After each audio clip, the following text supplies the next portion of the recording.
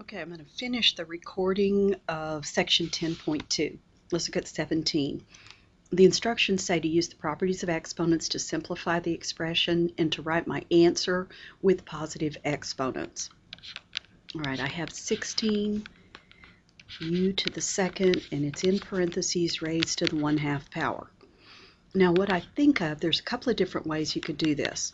One way is that all of that belongs inside a square root radical, 16u squared, all inside. Well, the square root of 16 is 4. The square root of u squared is u. Even though the instructions don't say that u represents a positive or a non-negative value, you can tell when you look at MATLAB that they are not using absolute value. All right, let's go ahead and look at 18. I'm supposed to use the properties of exponents again. I have x to the 7th to the 1/2 over x to the 11/2. Well, I need to use my power rule first, which says to multiply those.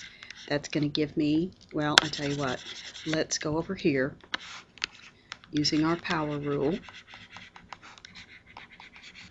and take 7, put it over 1, times 1/2 is going to give me 7 over 2. So that's x to the 7 over 2 divided by x to the 11 over 2. All right, now I'm going to use my quotient rule.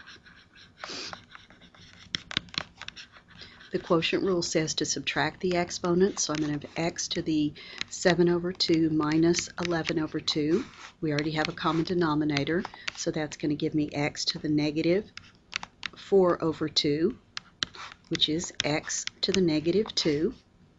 Finally, I'm going to use my negative exponent rule, which says if you have a base to a negative power, you're going to move it across the fraction line, and that's going to give you 1 over x to the positive 2.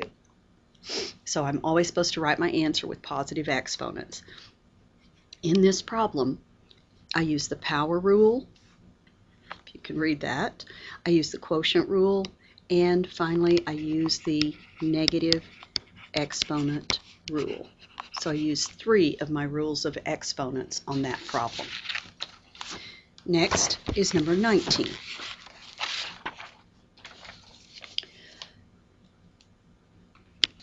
On this one, I'm given the 4th root of x squared, and I'm supposed to use rational exponents to simplify it, but then write my answer as a radical. So if I'm going to use exponents, this becomes x to the 2/4. I can reduce that. It is easier to simplify when you're in rational exponent form. That will be x to the 1/2. Put it back into radical form, that's the square root of x. So I switch it into fractional exponents, simplify, and then switch back into radicals. You have to make sure you're paying attention to the directions. Number 20, it is the same thing, and I am supposed to write my answer as a radical. So I have the 6th root of r to the 3rd, s to the 3rd.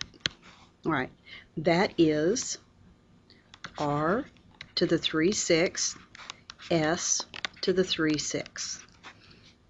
Each one of those can be reduced r to the 1/2, s to the 1/2. Since they're both to the 1/2 power, I know that they both go under a square root, so I can write a single square root. It is the square root of the product rs. So I switched into fractional exponents, simplified, back into radicals. Number 21, I have the 5th root of y times the cube root of y squared. Same instructions. All right, I'm going to change this to a rational exponent.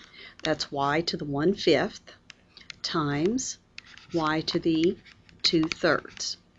I'm going to use my product rule since these are the same base, and that gives me y to the 1/5 plus 2/3. I can go off to the side, 1/5 plus 2/3. Common denominator is 15. 5 goes in there 3 times. 3 times 1 is 3. 3 goes in there 5 times. 5 times 2 is 10. Do the addition for 13/15.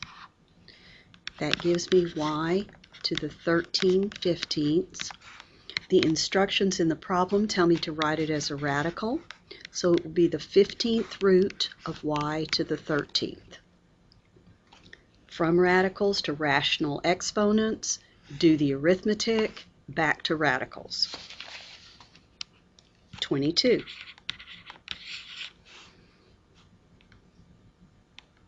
Very, very similar. I have the 5th root of y times the 4th root of y to the 3rd. First into rational exponents. Y to the 1/5 times y to the 3/4. That gives me y to the 1/5 plus 3/4. I just used the product rule there, which told me to add the exponents since the bases were alike. I have 1/5 plus 3/4. Common denominator is 20. 5 goes into 24 times. 4 times 1 is 4. 4 goes into 25 times. 5 times 3 is 15. Add for 19/20. This is y to the 19/20. As a radical, that's the 20th root of y to the 19th. Number 23, and I believe this is the last one in section 10.2. It is the 4th root of w to the 3rd over the 5th root of w to the 3rd. With rational exponents, w to the 3/4 divided by w to the 3/5.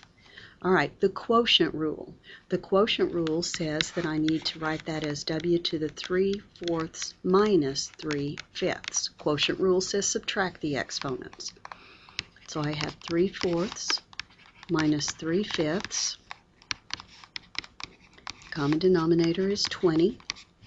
4 goes into 25 times. 5 times 3 is 15.